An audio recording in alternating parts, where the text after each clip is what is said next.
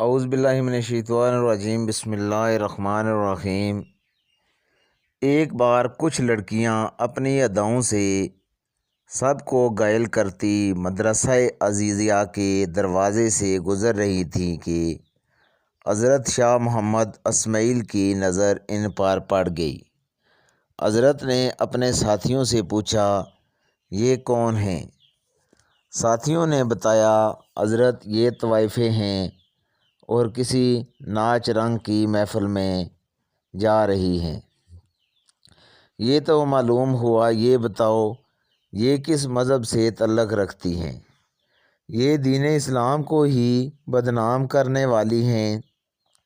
یہ سب اپنے آپ کو مسلمان کہتی ہیں۔ حضرت نے یہ بات سنی تو فرمایا، مان لیا کہ بد عمل اور بد کرداری سی، لیکن بلکہ کلمہ گو ہونے کے اعتبار سے ہوئی تو ہماری بہنیں، لہذا ہمیں ان کی نصیحت کرنی چاہیے۔ ساتھیوں نے کہا کہ ان پر نصیحت کیا خاک اثر کرے گی، ان کو نصیحت کرنے والے تو خود بدنام ہو جائے گا۔ پھر کیا ہوا، میں یہ فریضہ ادا کر کے رہوں گا۔ ساتھیوں نے عرض کیا، حضرت آپ کا ان کے پاس جانا بالکل ٹھیک نہیں، شہر کے چاروں طرف آپ کے مذہب مخالفین ہیں، آپ کو بدنام کرنے کا کوئی موقع نہیں چھوڑتے۔ آپ نے فرمایا، مجھے ذرا برابر پرواہ نہیں، میں انہیں نصیحت ضرور کرنے جاؤں گا۔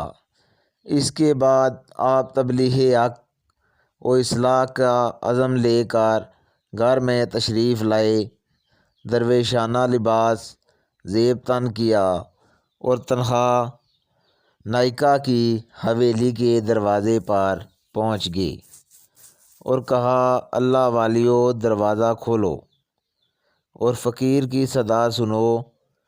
آپ کی آواز سن کر چند لڑکیاں آئیں، انہوں نے دروازہ کھولا تو دیکھا کہ باہر درویش صورت بزرگ کھڑا ہے۔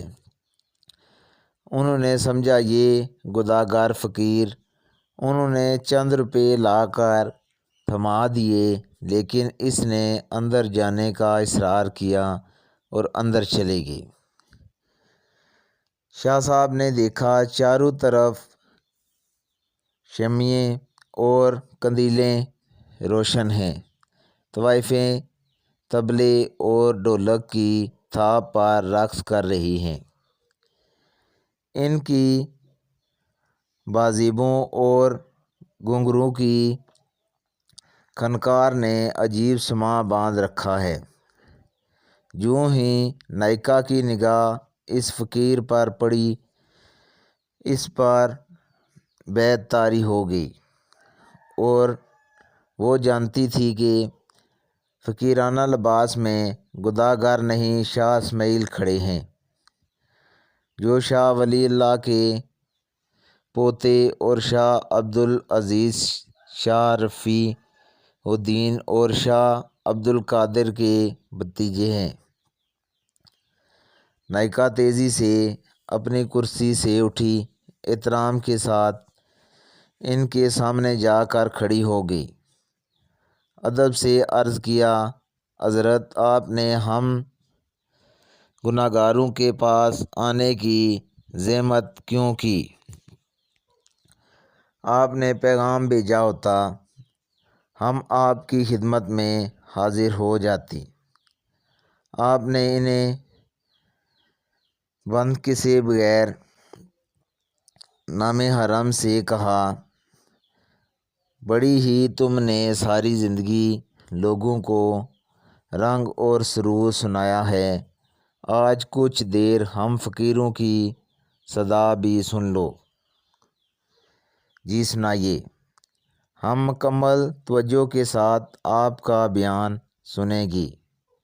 یہ کہہ کر اس نے تمام طوائفوں کو طبلے ڈھول کے بند کر کے سننے کا حکم دے دیا وہ بیٹھ گئی۔ حضرت شاہ اسماعیل قرآن پاک نکال کر تلاوت فرمائی۔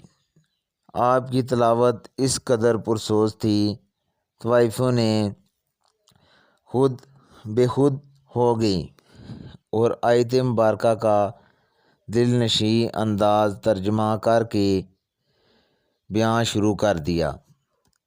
آپ کا خطاب زباں کا کانوں سے خطاب نہیں تھا، بلکہ دل کا دلوں سے اور روح کا روحوں سے خطاب تھا۔ یہ خطاب دراصل الہام روحانی کا کرشمہ تھا، جو حضرت شاہ اسماعیل جیسے مخلص درد مندوں اور امت مسلمہ کے حقیقی خیرخواہوں کے دلوں پر اترتا ہے۔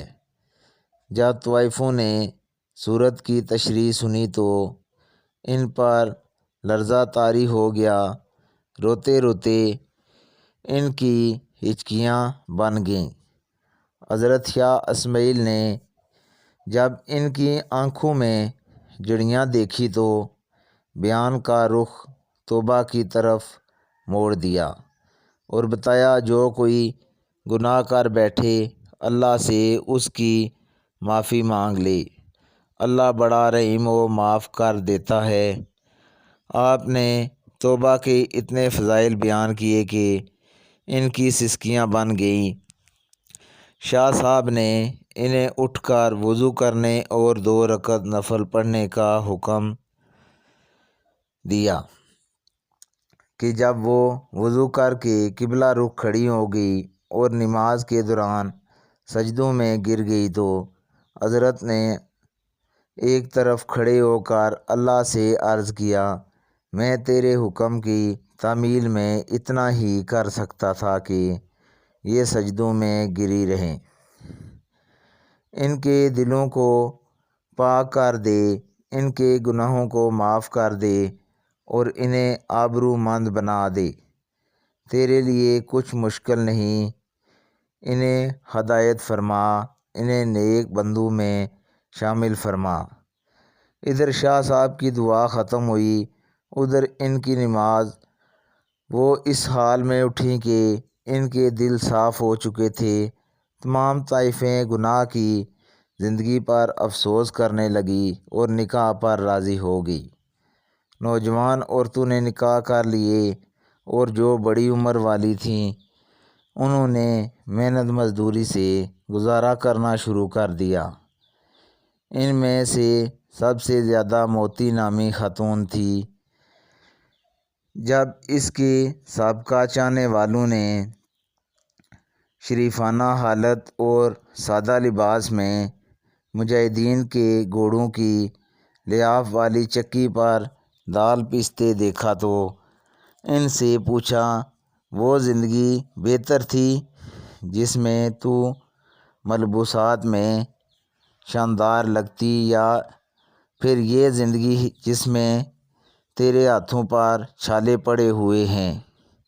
کہنے لگی، اللہ کی قسم مجھے گناہ کی زندگی میں اتنا لطف نہیں آیا جتنا مجاہدین کے لیے چکی پر دال تلتے وقت ہاتھوں پر چھالے والے چھالوں سے آتا ہے۔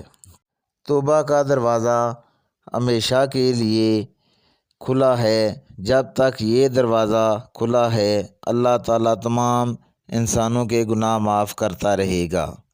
ہم اپنے آپ کو اللہ کے حضور پیش کر کے سچے دل سے توبہ کر لیں، اللہ تعالیٰ ضرور معاف کرے گا۔